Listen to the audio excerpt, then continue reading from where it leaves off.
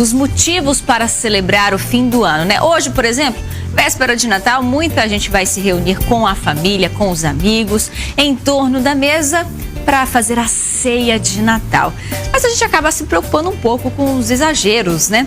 Aqueles que se preocupam com os exageros dos quilos na balança depois, ou da bebidinha que acaba perdendo um pouco o limite, mas para tudo tem um jeito. E hoje a gente reuniu aqui os melhores profissionais para ajudar você de casa a controlar tudo isso, a ter dicas de como evitar passar mal no dia seguinte à ceia de Natal, por exemplo. E hoje recebemos a doutora Alcione Altini, ela que é nutricionista, tem todas as dicas na ponta da língua para passarmos o fim de ano de forma saudável. Bom dia, doutora. Bom dia, que prazer estar aqui no seu programa.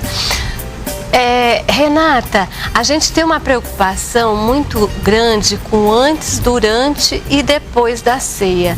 Afinal de contas, a gente espera o ano todo por isso, né? Ainda há como recuperar o tempo perdido, então, né, ainda tem. As confraternizações, elas já começaram há algum tempo, né? Já começaram pelo menos 15 dias antes, né?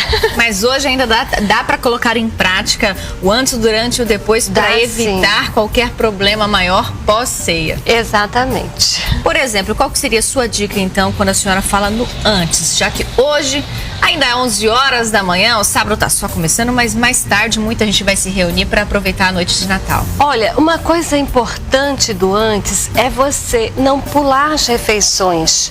Por exemplo, eu vou esperar a ceia, então eu vou guardar tudo para a ceia.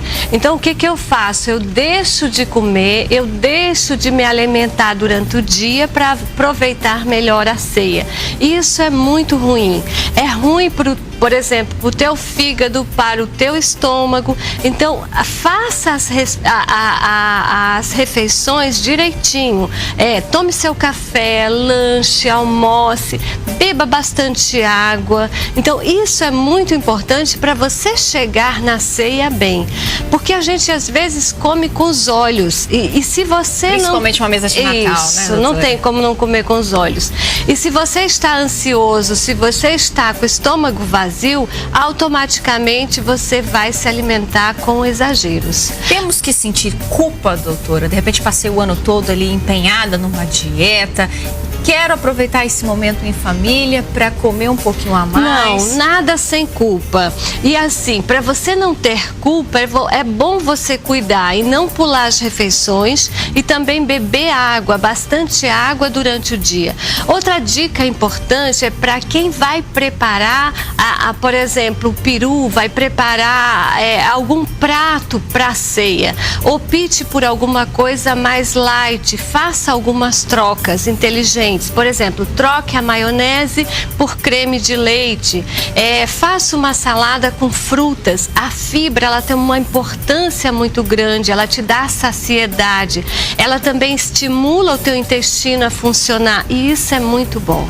Inclusive, doutora, a gente separou algumas dicas hoje, eu quero convidar a senhora aqui para o nosso plasma, para a gente discutir aqui o que se encaixa no antes, no durante, no depois e justificar cada uma dessas dicas, né? Por exemplo, não exagerar no sal.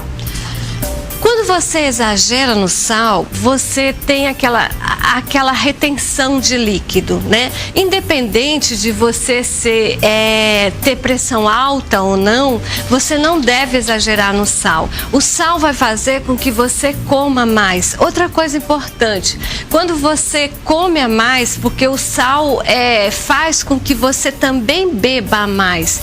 Importante, Renata, o refrigerante, ele não hidrata. Então, o refrigerante não substitui a água. É importante que você use a água e não refrigerante, tá? Então, modere no sal e faça a troca inteligente com o sal. Por exemplo, use temperos naturais, use alecrim, use orégano, em vez de aqueles temperos prontos. Isso é uma boa dica também. O sabor até fica diferenciado. O sabor fica diferenciado, fica uma coisa mais leve, você consegue aproveitar melhor aquela preparação, deliciar melhor.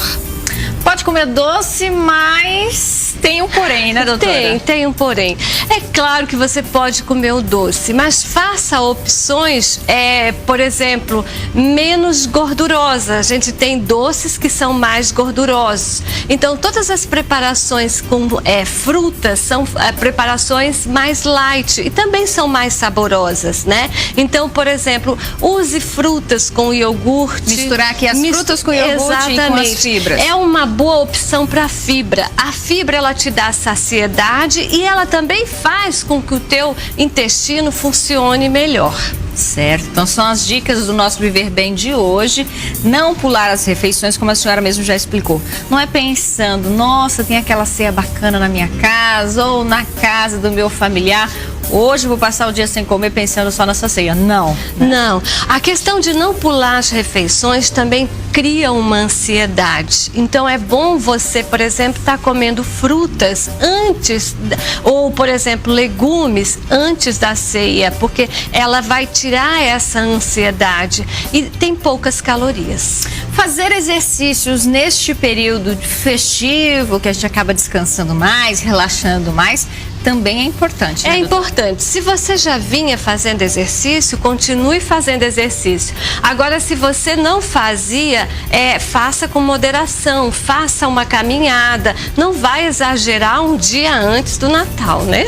Certo. Colocar as frutas nas saladas dá um sabor diferente e pode ajudar na leveza? Além de dar um requinte diferente, ela dá um sabor, um requinte, é rica em fibras e ainda te dá essa saciedade, dá aquela sensação de prazer, porque também estimula a serotonina, vai te dar aquele prazer e você acaba comendo menos. E vem até aquela discussão, né, doutora? Passas ou não na comida, que divide opiniões, os gostos, né? Olha, sempre a gente indica que as frutas in natura, porque as passas, elas têm uma concentração maior de açúcar. Eu não posso usar? Pode, mas daí você use com mais moderação.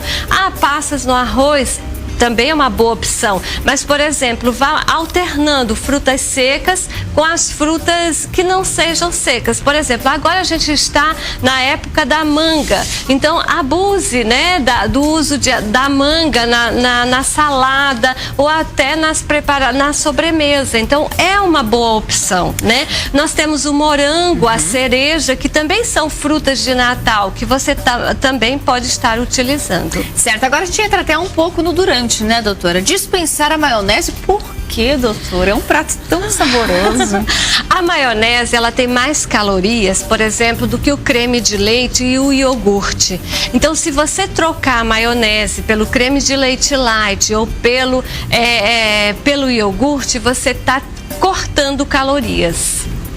Agora, não esquecer da água é uma regra que vale para antes, durante e depois. Antes, né, para você hidratar, durante, e não troque a água pelo refrigerante, dê preferência à água ou até a água de coco. As pessoas que usam bebida alcoólica também alterne a bebida alcoólica com a água. E depois de todas as festividades, as pessoas que fizeram uso do álcool, incremente na água e nos sucos. Agora, o detox, doutora. As famosas receitas detox dos sucos, dos chás, elas entram no pós.